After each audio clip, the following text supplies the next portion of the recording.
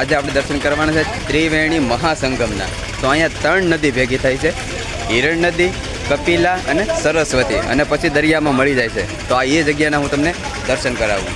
પહેલાં ત્રિવેણી સંગમ વિશે થોડું ઘણું બતાવું, પછી આપણે કામનાથ મહાદેવના પણ દર્શન કરીશું। ભગવાન શ્રી કૃષ્ણ દ્વારકામાંથી તેમની લીલા સંકેલીને પ્રભાસ તીર્થ ક્ષેત્રના ભાલકા તીર્થમાં આવ્યા હતા। અહીંથી ભગવાન શ્રી કૃષ્ણએ તેમની લીલા સંકેલી પરલોક ધામ ગમન કર્યું હતું। એ પહેલા દ્વારકા સહિત તેમના તમામ યાદવ કુળનું પિંડદાન અને શ્રાદ્ધ વિધિ ભગવાન શ્રી કૃષ્ણ દ્વારા ત્રિવેણી સંગમ ઘાટ પર કરવામાં આવી હોવાની સનાતન ધર્મમાં વાયકા છે। આ પરંપરા આજે પણ જળવાયેલી છે। ત્રિવેણી સંગમનો ઉલ્લેખ મહાભારત કાળમાં પણ જોવા મળે છે। ઉત્તરમાંથી હિરણ, પૂર્વમાંથી કપિલા અને ગિરનાર તરફથી આવતી સરસ્વતી નદીનું મિલન સોમનાથ નજીક થાય છે, તેથી તેને ત્રિવેણી સંગમ તરીકે પણ ઓળખવામાં આવે છે। ત્રિવેણી સંગમ સ્થળ પિતૃ શ્રાદ્ધ માટે ઉત્તમ માનવામાં આવે છે। અહીં મહાભારતના સમય દરમિયાન યાદવો અને પાંડવો સ્નાન કરીને પવિત્ર થયાનો ઉલ્લેખ પણ મહાભારત સાથે જોડાયેલો છે। સનાતન ધર્મના ગ્રંથોમાં ઉલ્લેખ થયા મુજબ યાદવોનો સામૂહિક વિનાશ પણ આ સ્થળે થયો હતો।